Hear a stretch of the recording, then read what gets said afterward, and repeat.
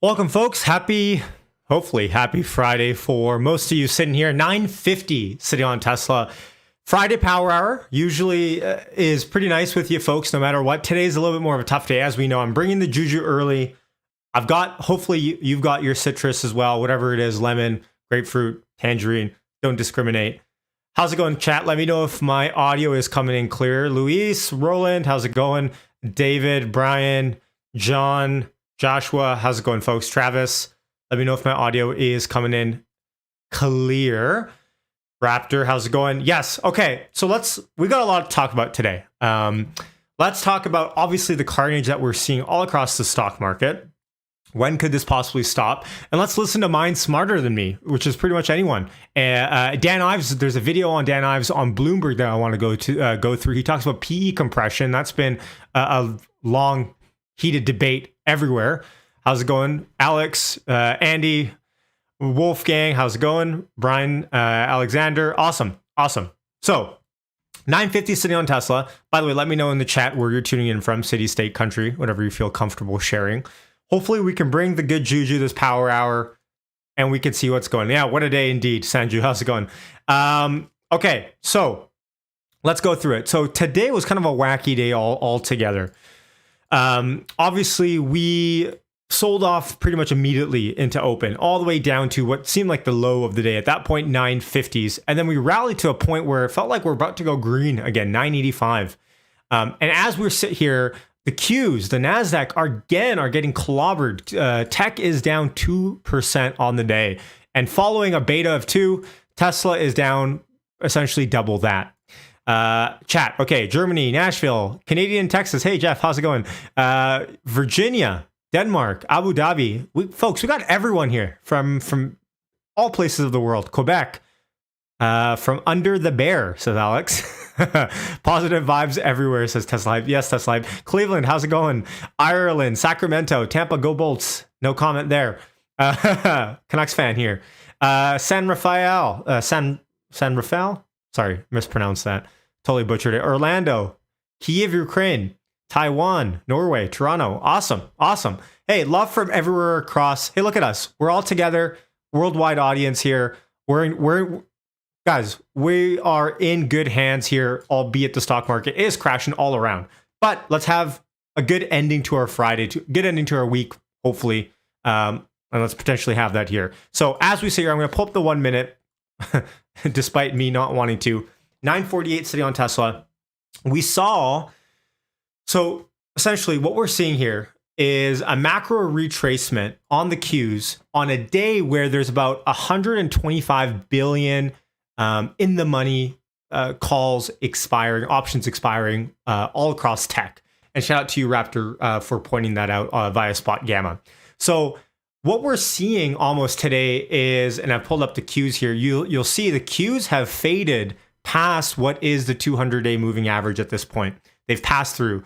We have to move into our weekly average to even see where we might find support.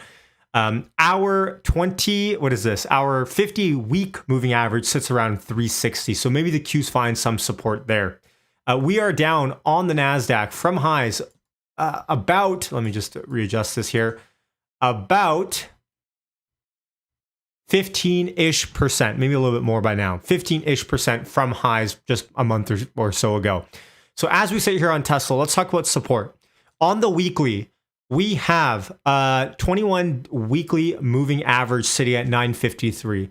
It's a level to watch, a level that ideally we close way above today to hold that.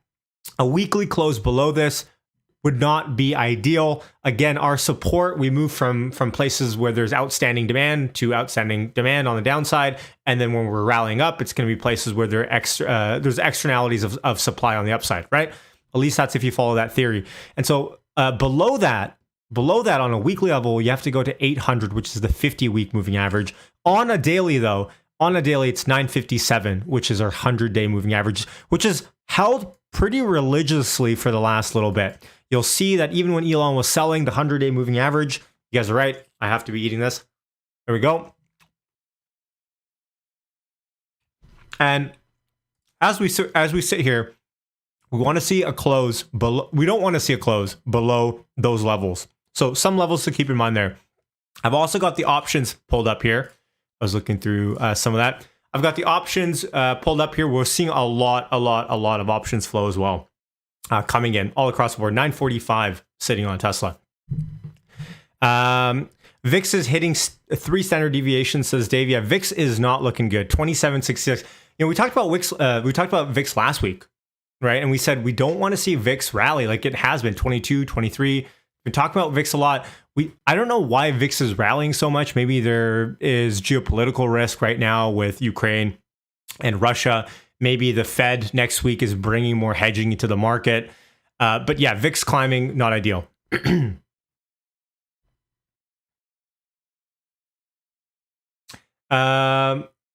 Jay Bird says, did you see the 7-figure call option guy on Twitter? Yeah, Dave had, oh, actually, hold on. I'm going to talk about that in a second, but we have Gene Munster here. It is treating it. Does that make sense? Makes a ton of sense, Sarah. It is the right question.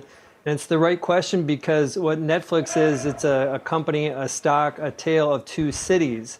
One is, of course, the incredible business that they've built, amazingly sticky, 220 million subs. They are world-class at making content, and most would say if you're going to keep one streaming service, it's likely going to be Netflix. That's one side.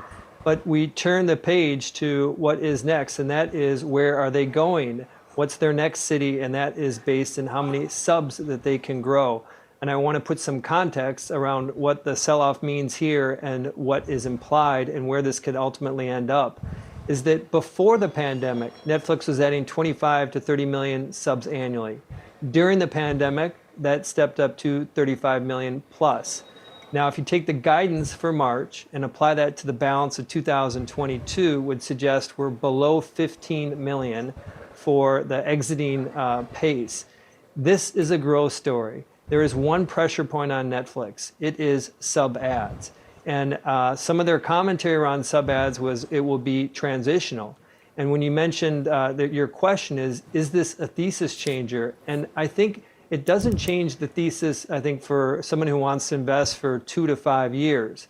But someone who's thinking about investing in 2022 needs to take into consideration that typically when you see these pressure points move in a different direction, that being the sub ad growth, when you see them miss in a quarter with a growth stock, it's rarely done after one quarter. It typically takes 2 to 3 quarters. Peloton is a perfect example of this dynamic. I think Zoom, we'll see how Zoom's quarter plays out.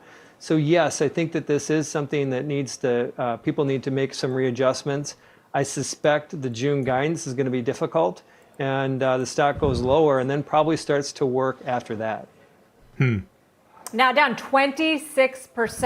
And like Peloton, Crazy. It's wiped out pretty much all of its pandemic gains. It's going to close at the lowest level since April 2020. Gene, my question is about some of these other stocks that are getting knocked pretty hard as a result. I mean, yes, the overall market's down, but in sympathy, Viacom CBS down 7.25%, Disney down 7%. Does that make sense given a lot of these companies with their streaming businesses are at very different points in their cycles of growth than a Netflix? Or does the whole category just get re-rated and revalued? No, I think it's the former. I think that it does not make as much sense. Obviously, part of that sell-off is related to the broader market, but call it half or 2/3 of it is related to sympathy selling related to Netflix. We just talked about the importance of sub-growth. I mean, that is the pressure point with Netflix, and I think sub-growth is really important for those other two companies. And so I suspect that those are ultimately opportunities. And when I use the word opportunity, I do it cautiously. I'm a technology investor. I'm not a market strategist. But when I think about when is the proper point to get more involved here with buying some of these that have pulled back, we talk about Disney, for example. I still think that the Fed needs to sort itself out and give investors some confidence regarding the trajectory and the slope of rate hikes. I think once that happens, I would feel more comfortable at being aggressive with some of these stocks that have sold off. Interesting. Gene, just wanted to broaden out a bit. The Nasdaq's at session lows were down 2.4% for both the composite and the 100. Which of the mega cap names, in your view, has a chance of doing something similar to what Netflix has done this quarter? Not to the same scale, but a bit of a miss on its earnings when it reports, to the extent that it kind of leads to a bigger than normal sell-off the following day? I think it's Amazon is the answer to the question. The way I've been thinking about it is, if we think about FANG as being a series of generals, 5 generals, that one of the first general has been taken out here. And I think that there's risk that some of the other ones will come. I think that's the appropriate question.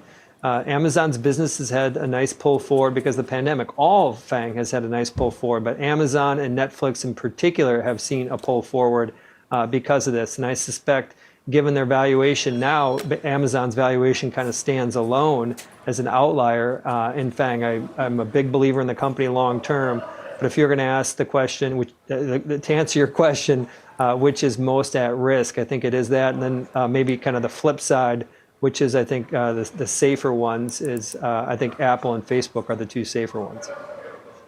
Okay, Gene, thanks so much. Good to hear from you, as always. Thank you. Interesting. We're at session lows across the board for the... Interesting. So Gene Munster is saying that he thinks Amazon might have a risk, and Amazon just hit a new 52-week low here, I think. So Amazon is selling off massively, down 5% as well. Tesla 942 sitting on Tesla. Again, we want to see a close above, or bulls holding on to this 950, whatever what level is 957 on the 100-day moving average. Want to see that hold. So interesting. What's interesting as well, I'm not sure if you guys remember this. Do you guys remember Gene Munster? Was it on Dave Lee's podcast where he said that he's 50% cash? Does anyone remember that? Was that a couple of weeks ago at this point, when he said he was 50% cash? And so now he's saying that before he dives fully into buying all the dip, he wants to hear what the Fed has to say with their schedule layout. Robin says, yes, he did say that. Yeah, recently. So interesting. So he says, from what I surmise at least, I think he's saying that, he might be nibbling, but really to put all of the capital out.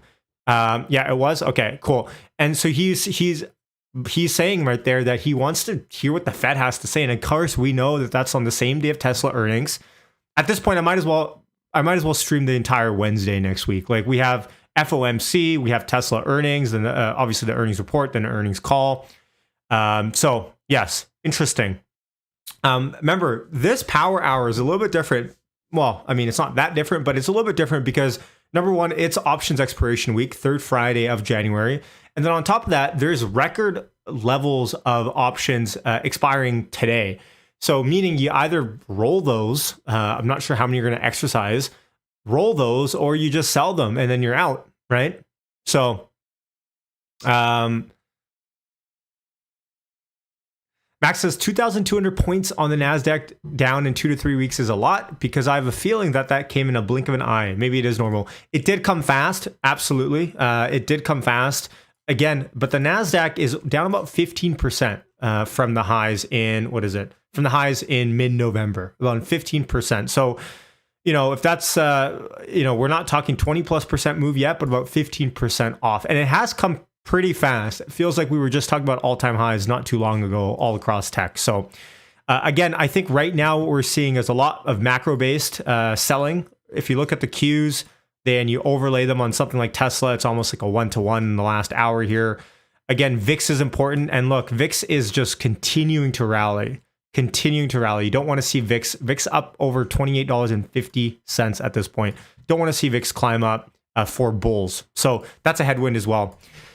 Who knows what next week brings? We're going to have to see. Next week, of course, we know Wednesday's FOMC. That's the big calendar for the macro markets next week.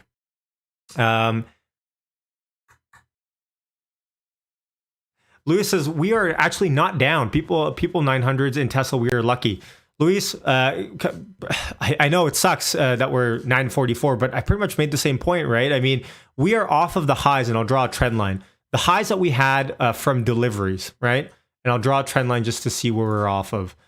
The highs that we had off of deliveries till right now, we're about 20% down. So if the Nasdaq's about 15 from all time, and we're down about 15%, I mean, it could be worse for sure.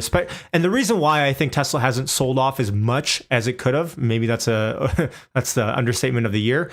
But the reason why is, again, because I think a lot of earnings power is looking into Tesla into the next 4 quarters as we bring Austin, Berlin online on top of what is already a growing operating margin, EBITDA margin, gross profit over 30%. So if Tesla had not produced the amount of profit, I think in quarter 3, for example, we probably would have seen a little bit more selling past this.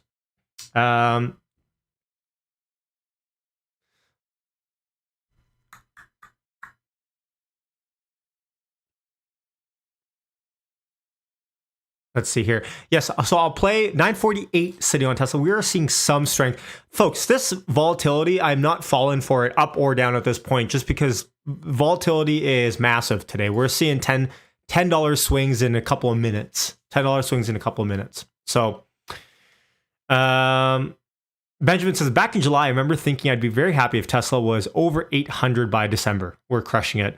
Yes, absolutely. If you're holding shares, different story. If you have options and that sort of stuff, different for sure. 949 sitting on Tesla. Earnings, again, we go back to earnings. I see a lot of comments here about earnings. The way I look at earnings is this could be a big earnings call for Tesla just to show their earnings strength. The question is, how do they guide? We saw Netflix beat EPS, beat top line revenue, but guide lower. Now, Netflix is more of a pandemic move, right? People are staying at home more. They're watching more Netflix. You could argue the same thing with a bunch of other tech stocks. But with Tesla, I don't think the pandemic was an accelerator at all for Tesla. I mean, you could make the argument more people were buying cars, but data doesn't show that more people were buying cars. In fact, less cars new at least were being bought. So reopening move, and this is a really nice candle that we're sitting here back over 950. Again, 957 is really the daily average that we want to hold. 953 the weekly. So keep that in mind. But pandemic wise, like I reopening doesn't affect Tesla. In fact, it's better. Again, I talked about this with Bradford Ferguson, who came on the other day. Let me know if you guys like that interview with him. He's awesome. And we talked about China and their zero COVID strategy. That's always been in the back of my mind here in the last couple of days as I look at all the selling. Like, does the market know something about factory shutdown in China? Because China is really trying to keep COVID in check before Olympics. They can't risk this, right? So who knows what the market knows. Vasil says, why are shares different? I'm still down lots of money. I feel that, but what I'm trying to say is with options, they expire. With shares, you can hold in perpetuity by definition. So at least we have that for the shares. But for options, like if you had something expiring in a couple weeks, that's different, right? John Mill says, does Tesla even ever guide? Growth and deliveries averaging 50%. I think that's what they're going to say exactly. Now, Austin and Berlin get kind of lost in what's happening here, right? 948 sitting on Tesla. Austin and Berlin get lost of what's happening here. Let me know in the chat what you guys think about Austin and Berlin. Let's say if Austin makes an announcement, or Tesla makes an announcement on Austin or Berlin this weekend. How much of an effect percentage-wise, throw in the chat, do you think it would have on Tesla? Curious to hear your thoughts. Let's watch. Let's see here. Grab another orange. 948. Someone's saying 5%. Louis saying it's priced in. 10%. 0, not much. 20%, someone says. Okay. Macro override. There's definitely a degree of truth to that, for sure. 100%. I mean, when there's sell programs all across the market, essentially selling any sort of ETF index, anything that you have, options, it's hard to front run that for sure. I'm hoping that stuff ends today. And we'll look through what Gary Black has to say about this as well. Let's watch this interview here. 3%, this is the correction. So it seems like most people are saying there's some degree of upside there. I guess we'll find out. This is what Dan Ives says about the stock market. He's just one of several analysts who really love Microsoft. You have 52 analysts who cover it. Not one has a sell rating, Tim. Well, speaking of one of those analysts, Dan Ives, managing director at Wedbush Securities, he's got a $375 price target on Microsoft. Dan, great to have you back with us. You are so bullish when it comes to tech. In fact, you've got zero sell calls on any of the stocks that you cover. Big question, was yesterday the bottom when it came to tech? Look, I think calling the bottom is always tough here. I mean, my view is that it's really right now a vacuum of news. It's all Fed 10-year driven in terms of the tightening. And I think the risk off, I think it stops starting with tech earnings. I believe tech earnings starting with tonight and over the next week is going to be a bullish sign for the broader sector in terms of growth. Because we could argue all day long about 10-year and valuations. If growth trumpets ultimately valuation, in our opinion, is part of the fourth industrial revolution, which is why we don't throw in the towel in tech. We view this as a buying opportunity on the secular winners. And are there any areas within tech that you particularly see a buying opportunity? Because it feels like wholesale, we've seen this sector really come under pressure, but especially some of those more expensive, some of those really high growth names. I mean, are you looking at those parts of the market, or are you thinking more established tech companies, you know, some of those FANG type of names? Look, I think it's a basket here, and I think you got to be smart in how you play it. Some of the froth's definitely coming out of the market. I view cybersecurity. I mean, cybersecurity to me, I mean, some of these stocks have just gotten crushed. I look at names like Zscaler or CyberArk, Green Title, Palo Alto, Tenable, among others. We're talking about the cloud transition in terms of cybersecurity. It's a golden age. This is posted in terms today, of the sector. this morning. You're going to see this, and I also think Don't know why it's showing consolidation is green. going to take hold. Microsoft, as you mentioned, you know, one of our top picks. Love Apple here in terms of what I believe is still an underestimated upgrade cycle in the services business. And look, it's going to be a prove me week over the next week, starting with tonight for tech. But I believe that's what we're going to ultimately have to really stop what has been just a brutal month in terms of the sell-off. Well, Dan, let's start with what we hear tonight. We're going to hear from Netflix. I'm wondering what you're going to be looking for when it comes to Netflix. Is it going to be something? Let's move forward here. That yes, earnings are expected to be strong and grow, but the rate of growth is slowing for that sector relative to some of the other sectors in the S&P 500. Yeah, and I think with that metric, I think you got to peel away the onion, because ultimately you look at earnings, there's an increased spending that's happening in tech because of just this massive arms race on digital transformation, cloud, fourth industrial revolution. But you look at growth in terms of top line growth, in terms of what's happening over the coming years. I mean, we think the growth for tech right now is 3 times normalized growth. And I think that's why when you stick to straight PE, if you stood there and stuck straight PE over the last decade, you would have missed Netflix, Tesla, Amazon, Apple, Microsoft, and many others. So I think it's dangerous sometimes when you go strictly PE. You got to look at some of the transformational growth, top line growth. And I think ultimately, you know, that's something that's really going to have to play out during earnings season. But we still believe from here, tech stocks are going to be up 25% this year. Dan, of the companies that you cover right now, you not only cover a lot of the large tech, you know, consumer discretionary players, those household names, those companies that were not profitable for years, but are now, and a lot of the newer, high-flying, more highly valued companies, especially on a PE basis, even if they do have earnings.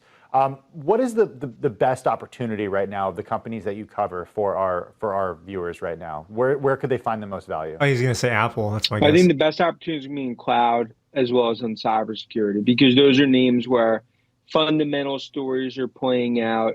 I think huge earnings potential over the coming years. And I think that you could really count on 2 hands the names that benefit. I mean, some of these names like SailPoint, Ping, Okta, Zscaler, CrowdStrike, you know, those are names in cybersecurity I'd really focused on. I think there's also some values opportunities, names like Progress Software, Nice Systems, as well as others. So I do think, Tim and Katie, I don't think you just own the high flyers. I think that's one from a risk profile. You got to own a basket here. But just to be clear, I view it that fundamentals over the coming weeks, we're going to look back at this period and be like, wow, this is not a moderating growth story when it comes to digital transformation. Work from home, of course, but you can't put them all in the same bucket. And Dan, I know I'm talking to a bull here, but I am curious what narratives you think are played out. You know, what areas of the market, of the tech sector, would you be avoiding right now? Look, I think in narratives, any names that are unproven and have any sort of we'll call them misexecution issues. Look at names like DocuSign, misexecuted, you're going to start seeing nervousness across the board. You know, you look at some of these other names in terms of like Zoom, obviously work from home. Those are names Citrix, work from home stories you want to sort of avoid. That's why I look at ones where you could stress test the models and view it that fundamentals are going to continue to be laser strong. And that's why I look at cloud, cybersecurity.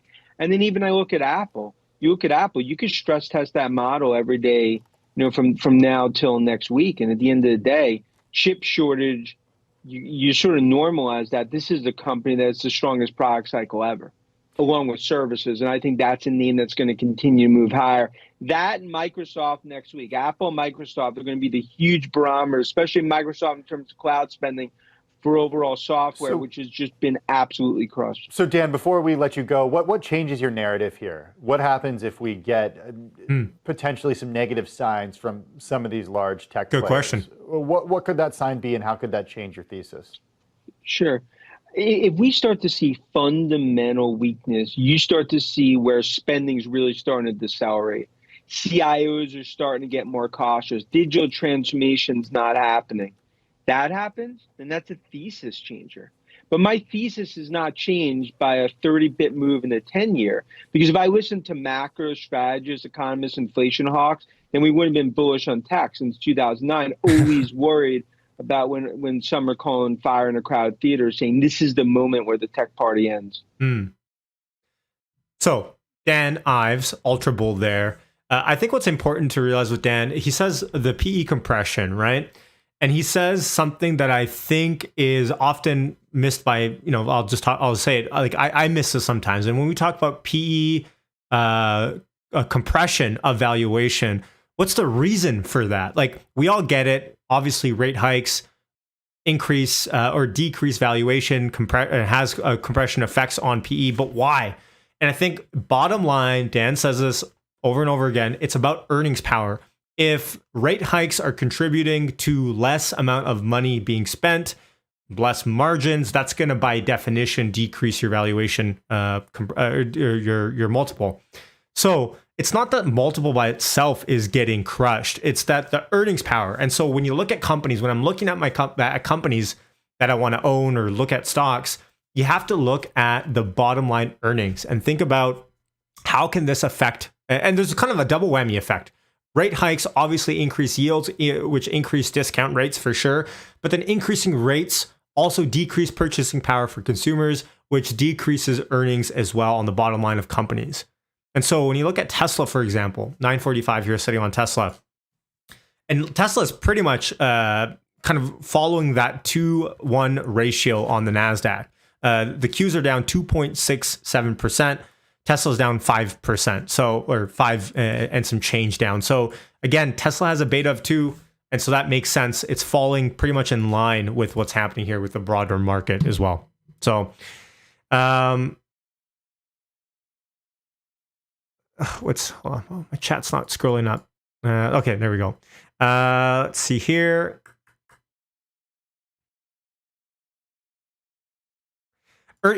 So earnings is important for Tesla. Absolutely. It's going to be mega important.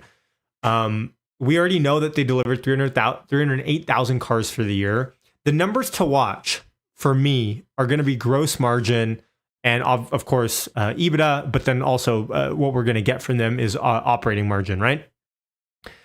Operating margin last quarter was 14.49%. I think Zach said to expect a little bit less margins this time around. Someone correct me if I'm wrong. Did Zach Kirker not say that we can expect some compression of margin this quarter because of Austin and Berlin? Now, I'm not sure if that changes because he has said that, and now Austin and Berlin have not come online. We'll see. 945 sitting on Tesla, just super volatile. Let's take a look at the options order flow here coming in as well on Tesla. So some call sweeps, some put sweeps, just everything all around. Let's try to filter out for what we got. So we got some $3.5 million puts coming in on the ask. But again, that looks like some sort of a spread play with puts being sold one strike away for different dates. What do we have here? It's fresh coming up. So some calls at the ask. Let me filter out for stuff that's only, let's say, 100K in premium or more. And let's see what we got going on. A lot of puts being sold here, a lot of puts being bought. I think they're being funded, puts being bought further out, funded with the ones sold for next week. Interesting. Options flow graph looks like this. So if you're curious about where the net looks like, we're looking here. 951 sitting on Tesla. Huge volatility, huge volatility. We're still going to play our Tesla closing price guessing game in 15 minutes. So stay tuned for that. Best Trader says, Yashu, there was another option sweep 2000 strike 2024. I can try to see if I can pull that up here. Out of the money. And let's do greater than $1 million. So this is all the flows greater than $1 million today that have come in out the money. So some puts at the asks, some puts sold, some calls bought. This was huge. This is a spread though, but check this out, 19.9 million. This came in 4 minutes ago. Yeah, 5 minutes ago here. And this is what they're classifying as a spread. I'm not sure what the other half sits like right here. So interesting. So someone sold a bunch of calls, 1100 strike for June of this year, 34.4 million. And they went out and bought some sort of arbitrage play here. It looks like 2022. Am I missing a year on this? They bought the same thing. Oh, they bought the same thing, but they kept, okay. So they sold 3,500 contracts of the 1,100 strike for June of this year. And then they went out and they bought back 2,000 of those for some sort of weird spread that they've created. Maybe there's an arbitrage opportunity. Maybe this could be the mass amounts of rolling that's happening as well. Interesting. $12 million call bought above the ask, 1,000 strike for February 18th. Huge. Just massive amounts of flow today. Massive amounts of flow in Tesla today. Let me reset this and just look at the live feed as it comes through. 953 sitting on Tesla. 953 sitting on Tesla. Frederick says Tesla back to the 100 moving average.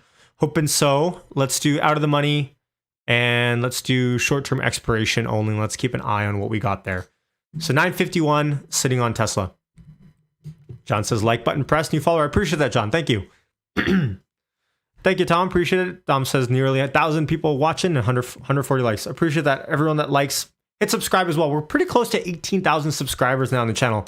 I got a message the other day. Someone said, I've been commenting and watching all your videos for 6 months. I never realized I actually didn't hit subscribe. So if you want to, feel free to. Okay, so 950 sitting on Tesla. Again, I want to see the 100-day average hold today. Which is, reminder, it is 957. The 50 week, the 21 week average is sitting at 953 as well, a couple bucks short. So either one of those hold. Ideally, we close, let's say, above 960. We'll do our Tesla closing price guessing game in 15 minutes. Welcome, Griffin. How's it going? Leo says, have you capitulated yet on Tesla and the NASDAQ? Judging by the price action, maybe there's a little bit more down to go. Yesterday, I posted a video saying, have we hit the bottom of the stock market? And I talked about how, if general corrections are going to be, past corrections are going to be any indication to me, we're going to see probably a 20% drawdown in the NASDAQ. Right now, like I said, as I sit here, we're down about 15%. So, maybe we bounce back up off of here. Maybe we go back down 20%. Something to keep in mind. But remember, DJ is saying people are getting in before Monday, Tuesday pop, dump before J Pow, and back into before earnings. That seems like that could be the play. The problem is we're in such a risk-off environment. I've been noticing like every close here for the last couple of days, a bunch of people, or a bunch of traders, a bunch of algos just selling into the close, and then that continues into the futures, and then we gap down in the next day. And so as we sit here right now, it's Friday and a bunch of options expiring. Record levels are showing in terms of options expiring today. Maybe that changes into next week. But again, FOMC on Wednesday does not bring music to anyone's ear unless you're a bear, a perma bear in the market.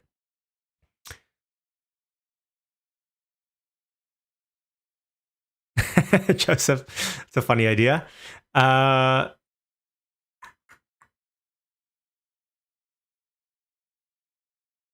see here. Thank you, Tom. Appreciate it. Yasir says, if earnings are good, will the stock bounce to 1100? No way to know what earnings will bring what result. As we sit here, I think a percentage move is, maybe you have to look at a percentage move more likely. So for us to go back to 1100 from here, I'm going to just draw a line. 1100 is about a 15% move on the upside, which is, I think, the move that we saw when we went from deliveries here. Yeah, we went a 13% up move in Tesla post deliveries. Obviously, all of those gains and then some more have been lost here. 1100 is, at this point, it's unfortunate to say, but at this point, we need to look at $1,000 as our next resistance on the upside. It was a support. It broke in the last couple of days. We've evidently broken below that now, but $1,000 is now the psychological upside. And it's not that hard, hopefully, of an upside once we're there, because we were just over 1,000. But the longer we stay under, the harder the $1,000 level will get for traders and algos to buy in under. 952 sitting on Tesla. What site is this? This is Webull, but the site you're talking about is TradyTix. It is in my description if you want to check them out. I think you get some sort of a deal there.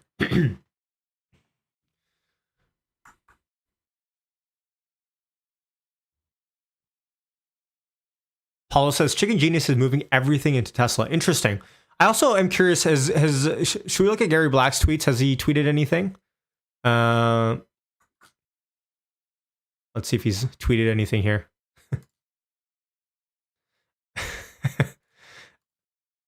No, I'm not in. I don't. You guys know I don't really use margin. Never have. On the upside, it's always hard when, you look at your account, you don't use margin, and upside, you're hitting all-time highs. I just stay away generally from margin. I guess you could say my leverage pays are options, but yeah, no margin for me. I don't really dabble into that. Just a slippery slope for me. Gary, what is Gary Black saying on Twitter? Gary, the invite is still open for you to come on the channel, my friend.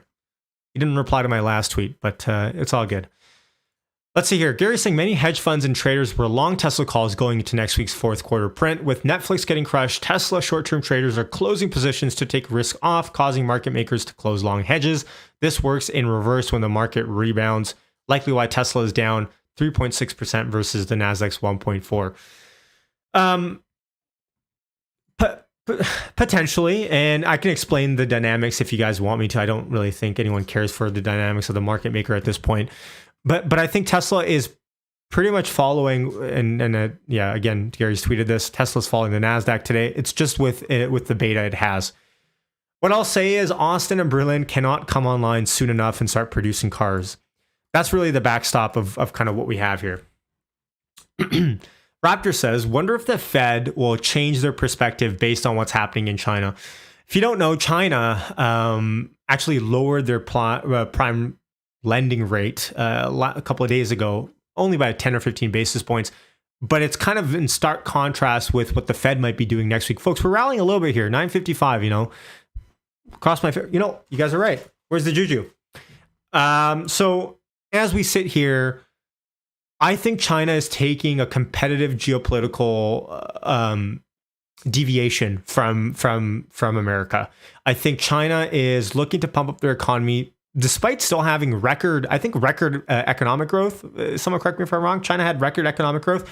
And so maybe they're trying to buy the dip. I have no idea. China runs their economic policy a little bit different than the Fed here does. 958 folks on Tesla. Never thought I'd be happy to hear that. I'm just kidding. Okay, go back. Context. I always give too much context to places that we're sitting at, and I always talk about pre-split, but and I always talk about it, mind you, on up days, okay? But on a down day, I think it's fair that I get the credence to be like, hey, folks, we're still $4,795 pre-split in Tesla. I get it. So a lot of us have not bought Tesla shares, let's say in pre-split levels before Shanghai and all that sort of stuff. Folks, what is happening here? 961, but still, we're $4,795 sitting on Tesla. Eden Orange. Okay, Eden Orange. Okay, I got it. Folks, if you don't know what's happening here, first of all, hit subscribe if you're enjoying the content. But on this channel, we like citrus. Juju Gang was born through the eating of tangerines on live stream. So, a lemon. I saw Matt Smith tweeted at. Okay, hold on, let me just eat this first. I have a napkin. Damn it. Matt Smith tweeted at me that that I might need. He said I might need. It's turning into sour hour. Might need to switch to lemons. By the way, for earnings, should I tell you guys who we have coming on for earnings power hour stream into market close? Should I keep that? Maybe I'll keep that a secret until next week. Keep that a secret. I am waiting on confirmation. So we'll see. But it should be fun. That's all I'll say for now. Did I already reveal it? I don't know. Scurvy, no. Stefan, no. Okay, I'll keep it a secret for sure. Maybe I'll tell the Juju Gang later. Okay, 959 sitting on Tesla. Good. 960, folks. Okay, good to see us reclaim that 100-day moving average again. 100-day moving average sitting at 957. So we'll see.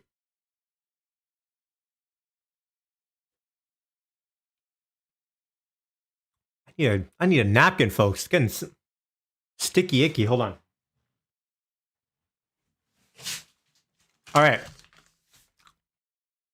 Tell on Discord, Sanju. Okay, I will. Hold on. Just got a signal here from Tradie Ticks. Just gonna have to switch here for a hot second. I like their Tradie Flow signals. I think I saw one coming. Let me see.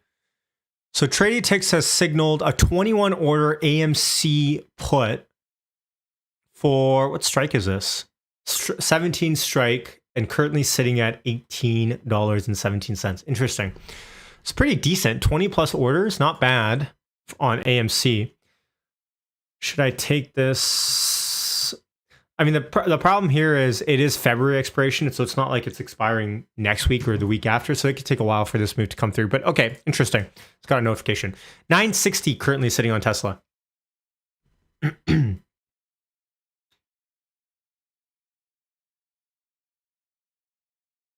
Zach says this is a very tiring market. It's a great way to put it. You know, corrections are always tiring, but I think the correction that we're having is it's unlike any other that we've had. Just in terms of volatility that we're seeing. Again, like stocks like Zoom, stocks like Roku. These guys are down massively. Like Roku, for example. Thank God I didn't buy Roku. I was thinking about buying some. It's down 70% from highs in July. Down 70%. Roku is. Does it make it a buy? I don't know if it makes it a buy here, but you know, some of these stocks are just Shopify. Holy cow! Shopify down under $900. Crazy. Tesla 955 still sitting here. So some of these moves are just craziness that we're seeing. VIX is closing on 30. Oh, you're right. Oh man. Thank you for the call out. VIX at 29.48. Huge. That's not good. Don't know why VIX is. I don't know what VIX is exactly rallying on. Maybe Russia, Ukraine, maybe COVID. Although COVID, everything that we're kind of getting is that, you know, the news is that this is closer to the endemic. So yeah, it's nuts. It's nuts. Lewis says that's why I'm surprised we haven't dropped more. I think there is a degree of backstopping on Tesla for the time being. The 100-day moving average probably providing that a little bit, but yeah, not good. VIX close to $30 at this point. It's going to be hard for us to rally when VIX is this high.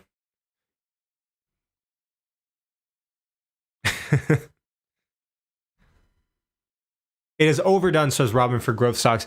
Well, you know, it's got to be close, at least for the companies that are making money. I posted this video of Peter Lynch. See if I can find it here. How to deal with a falling stock. Let me try to see if I can pull this up. Hold on. This is Peter Lynch. Talk about how to deal with the falling stock. Is a lot of times people buy on the basis the stock has gone down this much. How much further can it go down? Before I get into this video, it's only a couple seconds long. I'll speed it up. Throw in your Tesla closing price guesses in the chat. Again, Price is Right rules. If you're over by even a penny, you can't win. If you're at or under, you'll win some virtual juju for me. Again, no sponsor yet for this segment of the channel. I remember when Polaroid I'm gonna speed went this from up. 130 to 100. People said, here's this great company, great record. If it ever gets below 100, just buy every share. And it did get below 100. A lot of people bought on that basis saying, look, it's gone from 135 to 100. It's now 95. What a buy. Within a year, it was 18. And this company with no debt. I mean, this is a company that was just so overpriced. It went down. I did the same thing in my, I think my first or second year at Fidelity. Kaiser Industries had gone from $26 a share to 16. I said, how much lower can it go? It's 16. So I think we bought one of the biggest blocks ever on the American Stock Exchange of Kaiser Industries at 14. I said, it's gone from 26 to 16. How much lower can it go? Well, at 10, I called my mother and said, Mom, you got to look at this Kaiser Industries. I mean, how much lower can it go? It's gone from 26 to 10. Well, it went to 6, it went to 5, it went to 4, it went to 3. And now, unfortunately, this happened rapidly, or I would probably be still caddying or be working at the Stop and Shop, but it happened fast. I was able to, it was compressed. And at 3, I figured out, there's something very wrong here because Kaiser Industries owns 40% of Kaiser Steel, they own 40% of Kaiser Aluminum, they own 32% of Kaiser Cement, they own Kaiser Broadcasting, they own Kaiser Sand and Gravel, Kaiser Engineers, they own Jeep, they own business after business, and they had no debt. Now, I learned this very early. This might be a breakthrough for some people. It's very hard to go bankrupt if you don't have any debt. It's tricky. Some people can approach that. It's a real achievement. But they had no debt, and the whole company at 3 was selling at about $75 million. At that point, it was equal to buying one Boeing 747. I said, there's something wrong with this company selling for $75 million. I was a little premature at 16, but I said, everything's fine, and eventually this will work out. And what they did is they gave away all their shares to their shareholders. They passed out shares in Kaiser Cement, they passed out shares in Kaiser Aluminum, they passed out their public shares in Kaiser Steel, they sold all the other businesses, and you get about $50 a share. But if you didn't understand the company, if you're just buying on the fact the stock had gone from 26 to 16, and then it went to 10, what would you do when it went to 9? What would you do when it went to 8? What would you do when it went to 7? This is the problem that people have, is they sell stocks because they didn't know why they bought it, then it went down, and they don't know what to do now. Do you flip a coin? Do you walk around the block? What do you do? Psychiatrists haven't worked so far. I've never seen them running in. The psychological psychiatry fund I've never seen listed for with the SEC to make it through as a mutual fund. So they haven't seemed to help. I've tried prayer. That hasn't worked. So if you don't understand the company, you have this problem when they go down. Eventually, they always come back. This one doesn't work either. People think RCA just about got back to its 1929 high when General Electric took it over. A lot of double knits never came back. Remember those beauties? Floppy disks, Western Union. The list goes on and on. People saying it'll come back. Well, it doesn't have to come back. Here's another one you hear all the time. It's $3. How much can I lose? I have had people call me up saying, I'm thinking of buying the stock at 3. How much can I lose? Well, again, you may need a piece of paper for this, but if you put if you put $20,000 in a stock at 50, or your neighbor put $20,000 at 50 into the stock, and you put $20,000 in at 3, and it goes to 0, you lose exactly the same amount of money, everything. And people say it's 3, how much can I lose? Well, if you put $1 million on it, you can lose $1 million.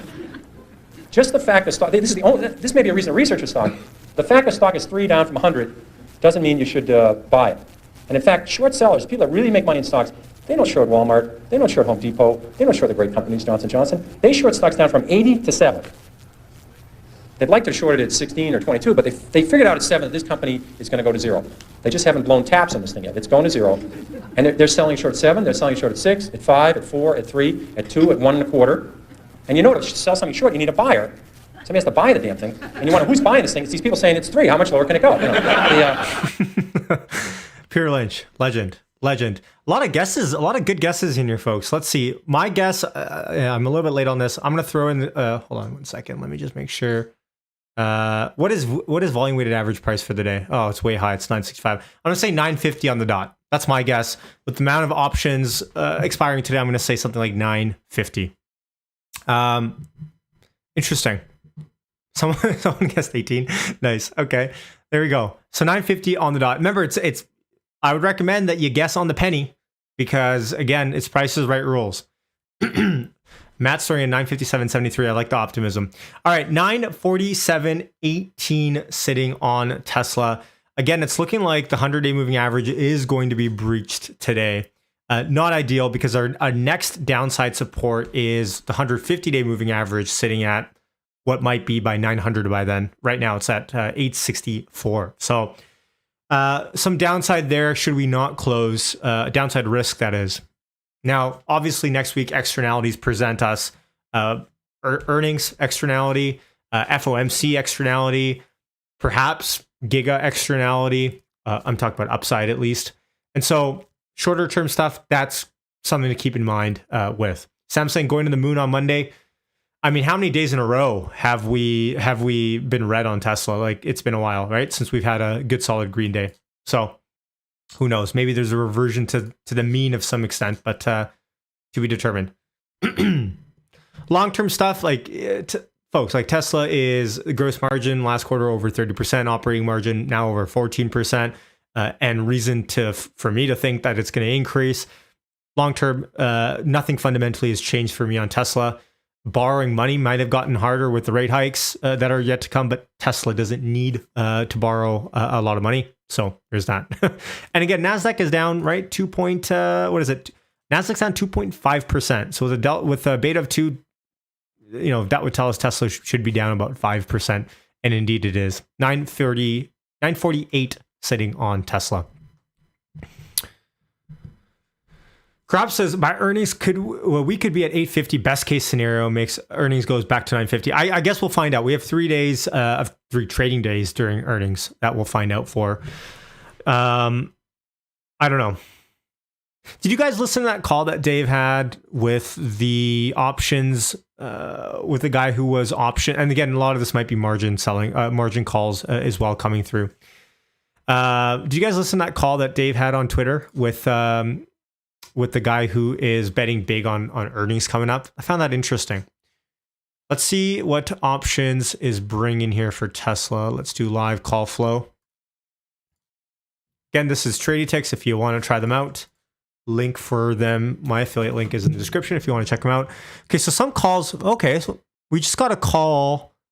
Oh, hold on. A lot of action happening. A $3.6 million worth of calls bought, but also sold here. Okay. So this same person is not only they're doing some sort of arbitrage opportunity, it seems like, because I don't get what we're seeing. We're seeing identical orders on one on the bid, one on the ask. Identical orders for the same contract size. Don't know what's happening here. I mean, if this was a cross calendar, this would make more sense. Some call sweeps coming in for next week. 1,000 strike for next week coming in. Let's do short-term expiration only. So let's look at only stuff that's expiring the next week or the following week, and let's see what we have going on. Matt says Model Y deliveries in Q1 electric. Well, Model Y, I'm not sure what you mean. Model Y is already being delivered. Is there something else? So we'll see.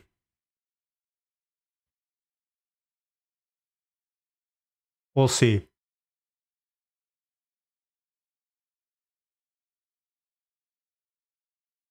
Oh, hold on. Really? Is that on Twitter? Okay, hold on. Okay, let's see here.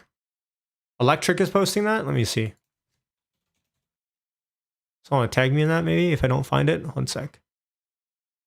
Tesla aims for a few Model Y deliveries from Giga Texas by end of the quarter.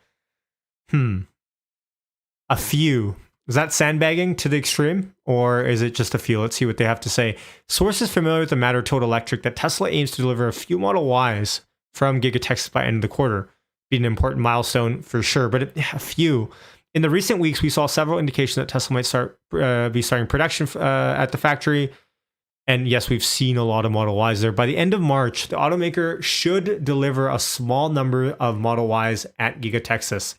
Few months behind schedule, but should set up Tesla for a good ramp to volume. Okay.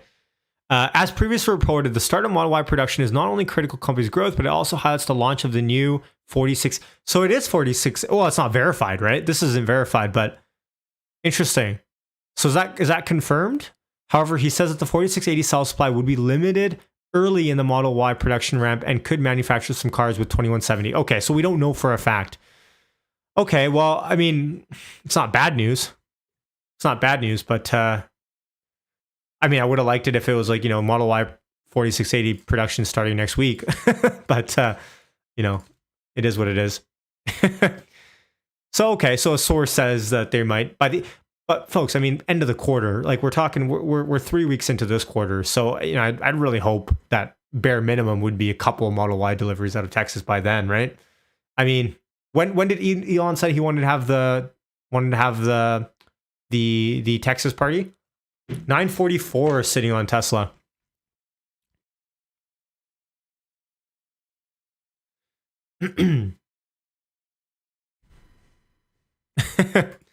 Mike, thank you for the super chat, my friend.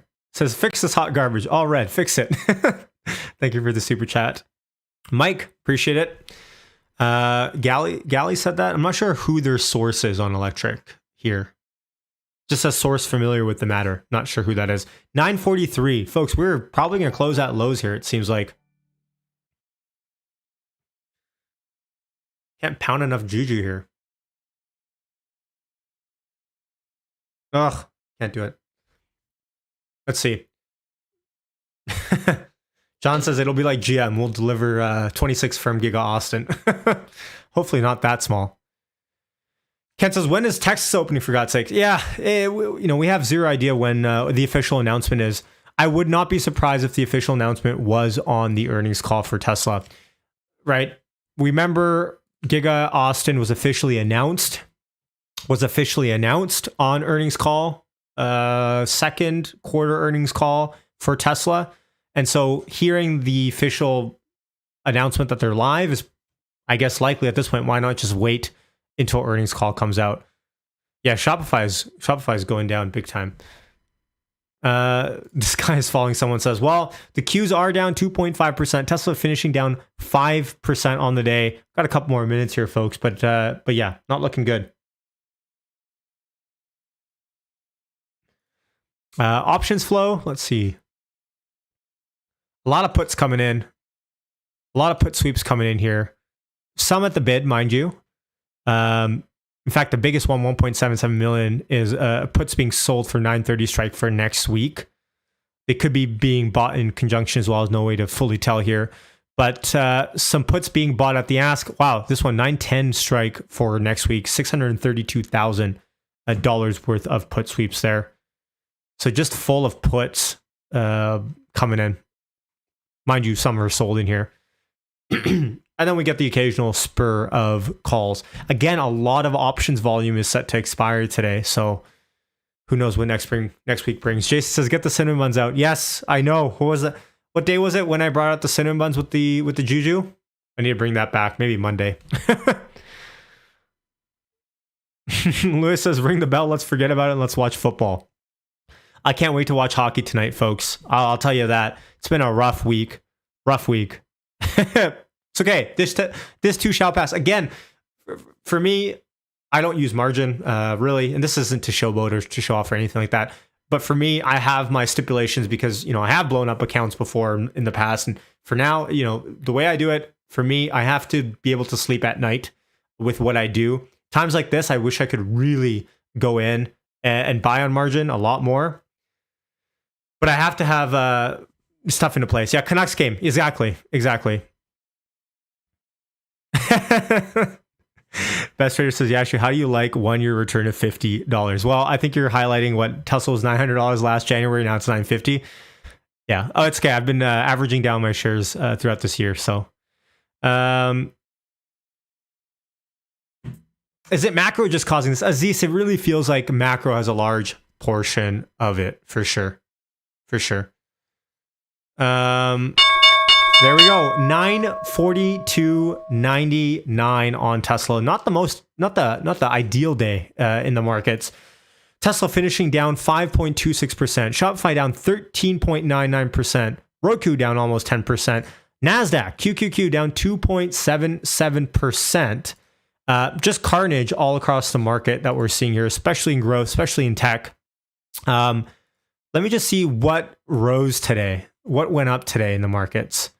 Viacom and those kind of names did, I guess. Hold on, let me just pull up stocks here.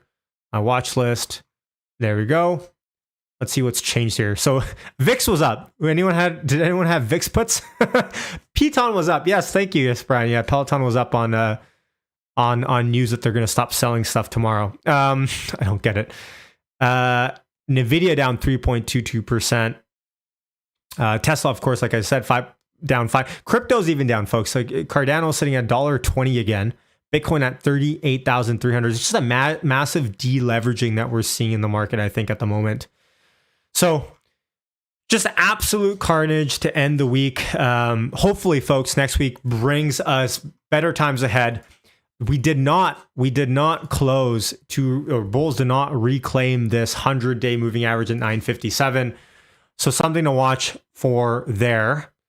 VIX close to $30. Yes, not ideal. That's definitely playing a part of this. Yields are playing a part of this. But again, FOMC next week, massive amounts of options expiring, all just confounded into what is this wacky stock market that we're in at the moment. For what it's worth, I think we're probably close to max fear at this point of the market. At least I hope so. I guess we'll find out with earnings season coming up. Netflix did not start earnings season hot. I think, as Apple, as Tesla, as Google, as these start reporting earnings and they can show, let's say, some earning power, we're going to see how that goes. Yeah, John says, if you believe in Tesla will earn $25 EPS in 2023, we're roughly trading at 37 times. Thank you, John, for that quick math there. Let me see here. Let's see who won the contest. 943.90. 943.90. Pokey came pretty close at 943.68. In fact, you are the closest, Pokey, to the closing price. Brian came a little bit over. But Pokey, congrats. You win some virtual juju for me. One thing I'll say is if you're enjoying the content, hold on one sec here. Please don't pump Doge. Now, if you're enjoying the content, hit subscribe, hit like on your way out. Appreciate it. Listen, I hope everyone has a wonderful weekend. I know this week was a little bit tough for all that are bulls in the market. If you're short, you probably made a killing. Good for you. But brighter days ahead, folks. And next week, as we continue and we get rid of the FOMC meeting on Wednesday, Tesla earnings, a lot to at least look forward to next week in terms of news stories. So stick it here on the channel. Hit subscribe. I see all the new subscribers coming in. Did we hit 18K? Hold on. I think we're pretty close to it now. We're about 40 people away from 18K subscribers. So appreciate all the new folks, all the old folks, a lot of the Juju Gang members I see in the chat as well. We're gonna hopefully hope for good green futures on Sunday morning, but it is what it is. This is how the market goes sometimes. Appreciate that, folks. Thank you, Jaybird. Appreciate it. Awesome. Much love to everyone that supports the channel, Patreons, channel members, all that sort of stuff. Even if you don't financially, no big deal. Even you coming here and spending the Friday here with me, I appreciate it. Hopefully together we can cope with some of this stuff together, and at least have more opinions of what to hit on the market, upside, downside, where we're at, and together we're better. And that's really what this channel is about. It's not, I never sit here and tell you what to do, up or down, doesn't matter. I sit here and I call it how it is, and we can come together and at least have a good time with whatever's happening in the market, right? And that's what this is all about. And I'm grateful to all the community that we've built here. Awesome. Love it, folks. Thank Kenton. Appreciate it. Much love to everyone. Again, I've been signing off for the last 10 minutes. I'll sign off here and bring good juju this weekend. Pay it forward, whatever you have to do. Be grateful for what we have, because that's all we can do in life is be grateful. And that's one thing I'm working on up days especially, but especially on down days. And put away your phones this weekend. I always end off Friday streams like this. If you're new here, I always put away your technology for the weekend and sign off the screens, get a mental break, all right? Because at the end of the day, your portfolios don't change over the weekend, all right? So spend some time with loved ones, practice some mental health, meditation, prayer, whatever it is, right? At the end of the day, you have to do what you have to do to be recharged for what is the next week ahead.